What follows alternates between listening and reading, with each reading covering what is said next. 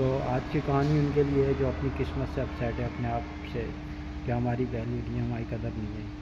तो उनके लिए कहानी है कि एक पिता ने अपने लास्ट टाइम में अपने बेटे को बुलाया अपने पास और कहता है, बेटा ये घड़ी तुम्हारे दादाजी ने मुझे दी थी और ये 200 साल पुरानी है। इस घड़ी को सुनार के पास लेकर जाओ और उससे पूछो वह इसके कितने पैसे देगा। बेटा जाता सुनार के पास लेके घड़ी और वापस आकर कहता, पिताजी सुनार ने इसके 12,000 रुपये देने को कहा। पिता बोले ठीक है।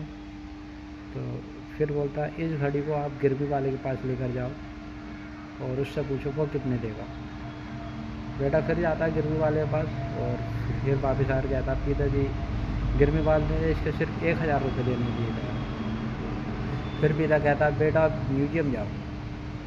बेटा फिर म्यूजियम जाता और म्यूजियम जाने के बाद वापस आता है और कहता, पिताजी उन्होंने इस घड़ी के 2 करोड़ रुपए देने की पेशकश की।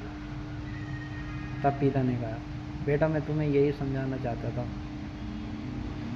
कि तुम्हारी जो सही जगह सही कीमत होती है, ऐसी जगह मत रोको जहाँ तुम्हारी कीमत का लोगों को अंदाज़ा नहीं है। तो आज की कहानी उनके लिए है जो अपनी किस्मत से अपसेट है अपने आप से कि हमारी वैल्यू नहीं है, हमारी कदर नहीं है। तो उनके लिए कहानी है कि एक पिता ने अपने लास्ट टाइम में अपने बेटे को बुलाया अपने पास और कहता है, बेटा ये घड़ी तुम्हारे दादाजी ने मुझे दी थी और ये 200 साल पुरानी है। इस घड़ी को सुनार के पास लेकर जाओ और उससे पूछो वह इसके कितने पैसे देगा। बेटा जाता सुनार के पास लेके घड़ी और वापस आकर कहता, पिताजी सुनार ने इसके 12,000 रुपये देने को कहा। पिता बोले ठीक है। तो फिर बोलता, इस घड़ी को आप गिरवी वाले के पास लेकर जाओ और उससे पूछो वो कितने देगा। बेटा फिर जाता है गिरवी वाले के पास और फिर वापस आकर कहता, पिताजी गिरवी वाले ने इसके सिर्फ 1,000 रुपये देने के लिए कहा। फिर पिता कहता, बेटा म्यूजियम जाओ। बेटा फिर म्यूजियम जाता और म्यूजियम जाने के बाद वापस आता है और कहता, पिताजी उन्होंने इस घड़ी के 2 करोड़ रुपए देने की पेशकश की।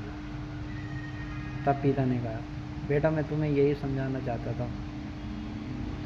कि तुम्हारी जो सही जगह सही कीमत होती है, ऐसी जगह मत रोको जहाँ तुम्हारी कीमत का लोगों को अंदाज़ा नहीं है।